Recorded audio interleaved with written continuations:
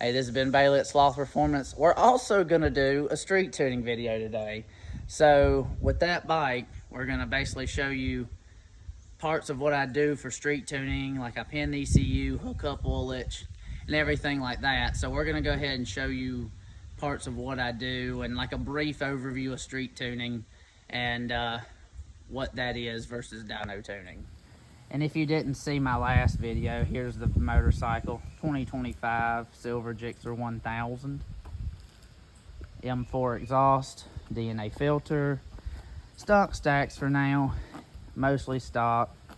So this is gonna be our street tune we're gonna go over. All right guys, so to continue on with the street tuning video, I already have the tail off and I already have the ECU out. And I gotta pin the ECU. So I'm gonna show you what that pin kit looks like, which is something I do, but I'm just kind of showing you how, like, things I do.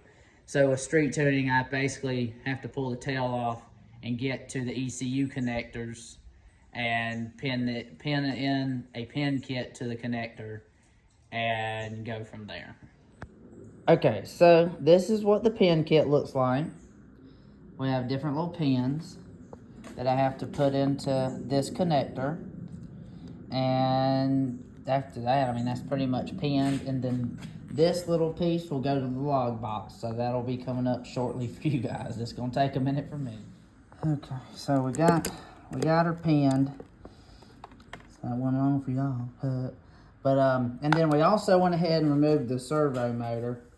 It's just one bolt right here and the other bolt's here, and you gotta go up from the bottom.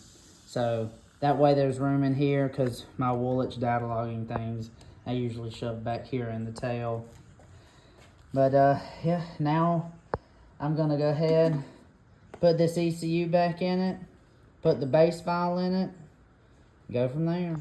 ECU is in, and I went ahead and hooked up my harness for the 17 plus Gixxers and my log box. What I like to do before putting the tail piece back on is going ahead and flashing the ECU with a base file.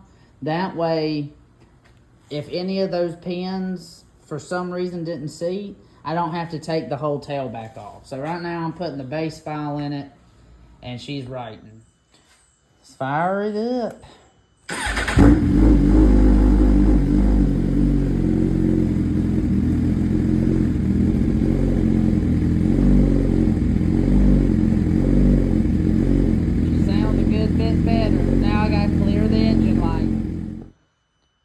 Alright, got these two codes. I've already cut the pair off. Go ahead and clear the codes. And I'm going to go ahead and clear the codes, and I have to do that little step process, and then we're on to hooking up Woolwich. Tail back on. Now I pull the tail and pin the ECU, so you guys don't worry about that. Now I'm going to install the O2 sensor down there in the pipe and install Woolwich. Okay, now we got Woolwich all hooked up. I put everything in the tail right there. And then I have the O2 bung. And I have the wiring coming up this other side in through under the seat. I have everything hooked up through there. So the O2 bung's for data logging, and that way I can read AFR at all RPMs and throttle position and everything. And then the log box basically has a micro USB card. That way it logs and is saved in its memory in the log box. And then that way I hook up the computer and do my little magic through there because of that. So I'm gonna go ahead, get this thing fired up. Gotta heat it up a little bit. I turned the quick shifter off. That way we don't get any like erroneous data with AFR, and go from there. All right guys, so we went out there, we did our pull, and we rode around for a minute, gather some data. Got helmet head now. Went ahead and made the changes to the IAP TPS maps, and now we're writing the ECU again. And basically I do that, I go make a pull, I ride around a little bit, come back, look at the AFR, and make changes and continue to do that until I dial in AFR on these Gixxers.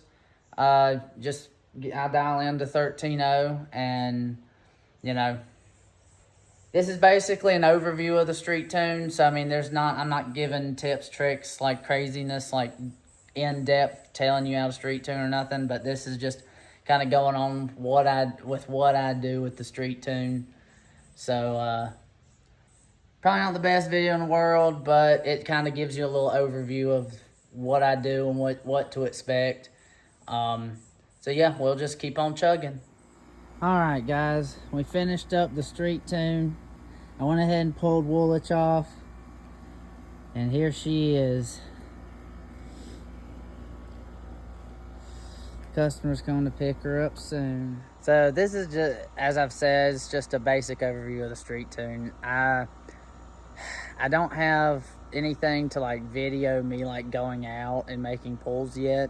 So I'll probably make a more in-depth video with like on the pulls aspect of it. You can check out that M1K guy's channel. I street tuned a Gen 5 ZX10R in Indiana, and he has videos of me doing the 4th gear pulls. You could check out that video because it has like us on the bike doing things. To where this is just like a brief overview of what it's like when you drop it off, and like either you drop it off or you stay here and you watch me. It's just a brief overview of that. But yeah, just hit me up, Ben at slothperformance.com. Check my website, slothperformance.com, Instagram, slothperformance21. But yeah, I mean, basically it's just the flash plus dialing in AFR, and you know, taking care of a few other little things for what a street tune really is just mainly going in and, you know, accounting for the ram air, which you can't do on a dyno. But I mean, let other people tell it, you know, you can do everything on whatever, but you know. But oh, and before I go, I think what we're gonna try to do is get a bike, either mine or a buddy's bike or something like that, and we're gonna do a dyno versus like street tune difference. I mean, we already know what it is. It's you know, but we're gonna show you guys like why a street tune on a dyno is rich and down on power, or well, that's kind of why. But like, you actually get to see it. So we're gonna try to do a video like that. A few of us have talked about it, but for now, this is just the overview. So like, subscribe. If you have any questions, definitely reach out. Yeah, like, subscribe, hit the bell, and we'll bring some more goodies to you guys in the future with a little bit of everything else. Take it easy.